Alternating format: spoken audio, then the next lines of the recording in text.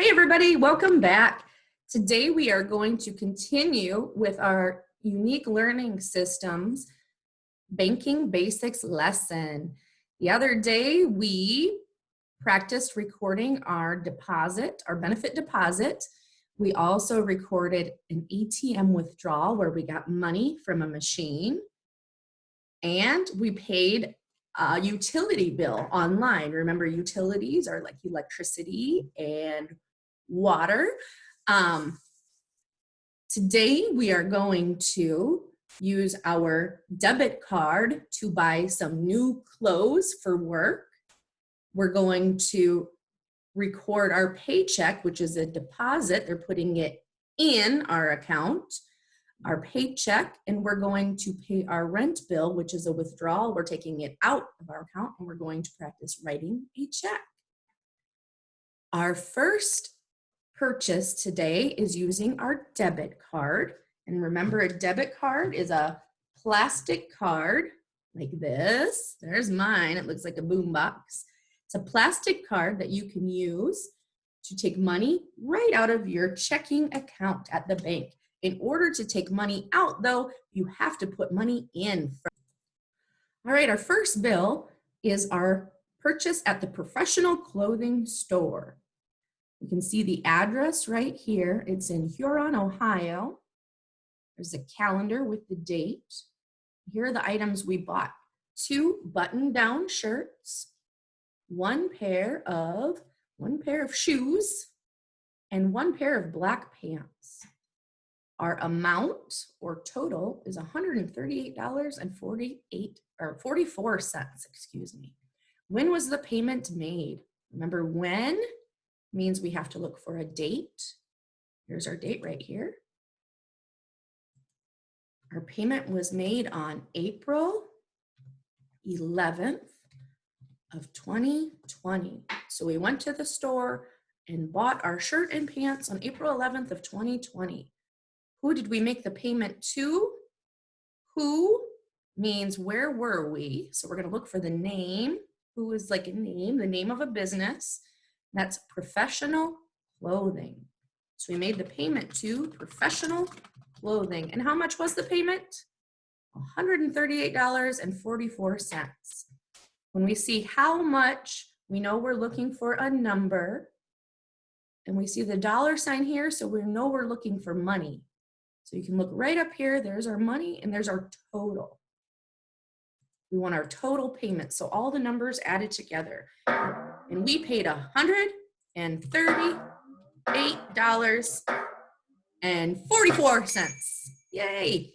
Next, we need to record this in our register. $138.44 on 4/11. So we're going to go down to our register and put that in here. Check register. I'm going to go to the one that is partially completed already. Here we go. So we had our beginning balance. That's what we started out with. We recorded our deposit, the money put into our account. Then we recorded our withdrawal, the money we took out. We recorded our utility bill, the money we took out to pay for our water and electricity. And now we're recording our purchase on our debit card. Our purchase was made on April 11th, 2020. We bought our clothes from the professional clothing store. Our total was $138.44. So we're going to subtract that from this amount. $4,193 minus $138.44 equals. All right, so we have been spending money. Now it is time to make money. Next, we're going to look at our paycheck. So I'm going to go back to our paycheck right here. Congratulations, you got your paycheck. This is an alert from our bank, our pretend bank, the News to You bank, direct deposit alert. Direct deposit means money is put in your account directly. They don't mail you a check. It shows up in your account online.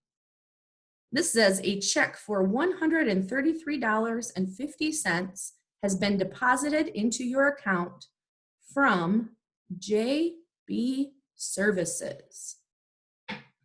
And because this is a pretend computer notification, if it popped up on your computer, you could click close or open. All right, when was this check deposited? Remember, when is our key word.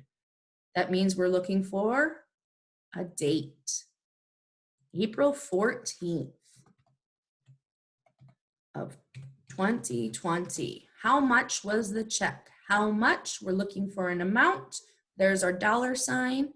That's our only dollar amount. So we can tell that this check for $133.50 was deposited.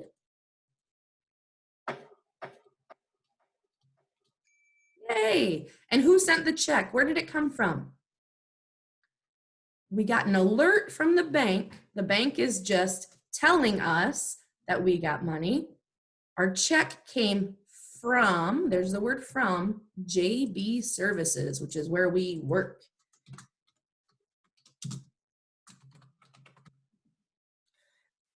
Next, we're going to mark the date on our calendar and write the deposit in our register. So we'll go down to our calendar quick. Why didn't we record our purchase on the calendar? Because it wasn't something that was scheduled. So here we go. We did write down that we bought clothes, but here's our paycheck on the 14th. And look at that, rent is due tomorrow. So that's what we're going to have to do next. So we've got our paycheck on our calendar. Then we're going to record it in our register. And that would be for 14/20, our paycheck, and we added $133.50 for a total of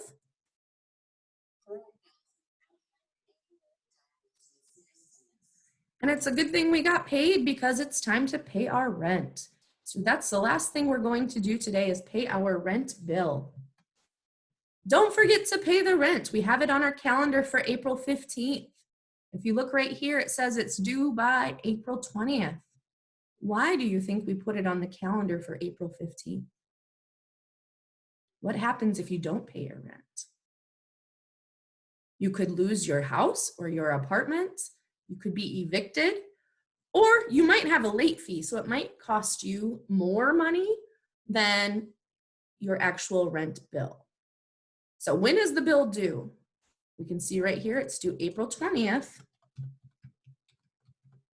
How much do we owe? How much? We're looking for our dollar sign, and we owe $475. And who do we write the check to? Up here you can see we live in Hampton Apartments. We've talked about landlords before, and Hampton Apartments are similar to a landlord. It would be like the property manager or a name of the apartment complex. So we're going to write the check to Hampton Apartments. We put the date on our calendar. We plan for 5 days before it's due to make sure it's paid on time. Next, we're going to write the check and record it in our register. Let's see if we can find blank checks on here.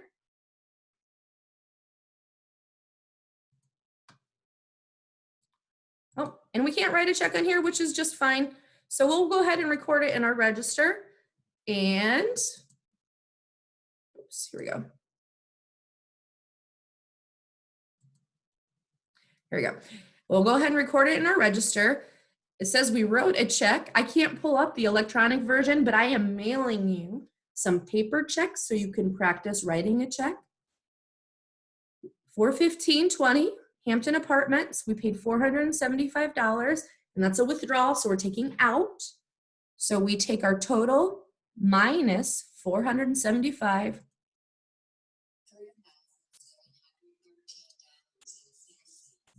And that is our new amount. Now, if you are listening and you know anything about disability benefits, you know that you can't have over $2,000 in resources available at a time. So this account balance is too high. What will you spend your money on?